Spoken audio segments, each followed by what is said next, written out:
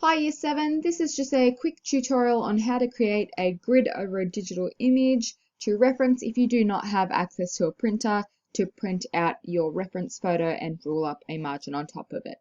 So this is how you do it in Microsoft Word.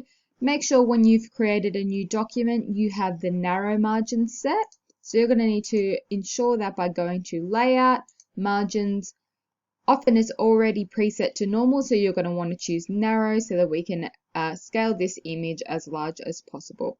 Next, you're going to want to insert your photo. So in order to do that, you go to Insert, Pictures, this device, and you're going to need to select the image you're referencing. So today we're going to be practicing manga images, so you will need to save the file that you want to draw and you will need to select it from there. Then you're going to put an outline on the photo so that you know where the page ends and where the image starts, because that's how you're going to determine where your table goes. So picture border, black I'm going to choose because it's easy to see. And now I know where my photo is and where the document is. Next, you're going to create your grid. So in order to do that, you go to Insert, Table, and you're going to need to have 9 columns and 13 rows, just like the grids on the original images. So you're going to be able to go 9 across, but you cannot go 13 down. So in order to do that, you're going to need to go to Insert, Table, 9 columns and 13 rows. Click OK, and that's going to put it onto a separate page. Now what you're going to want to do here is click on your image, go to Picture Format, Wrap Text, and you're going to want to go behind text, and that's going to bring it over here. Now you want to drag your grid over the photo, and as you can see, it works very nicely. You're going to want to drag this one all the way down to the bottom of the photo. So meet up with your line.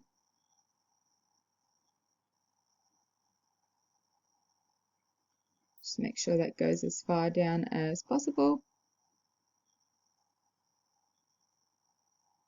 And that's why we need to have that border around our image so we can actually tell where it starts and where it ends.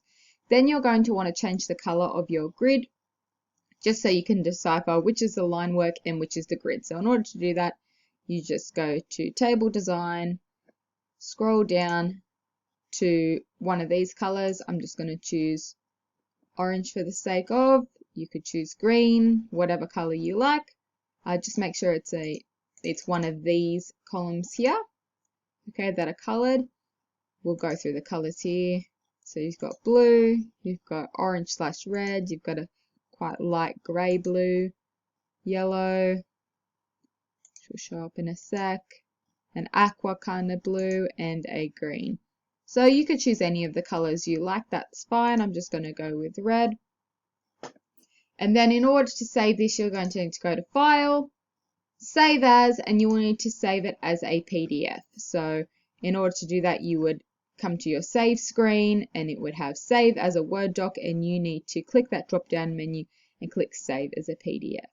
Then you'll be able to open it up, and it'll have the table across on top of the image, and you can work from there. So have fun!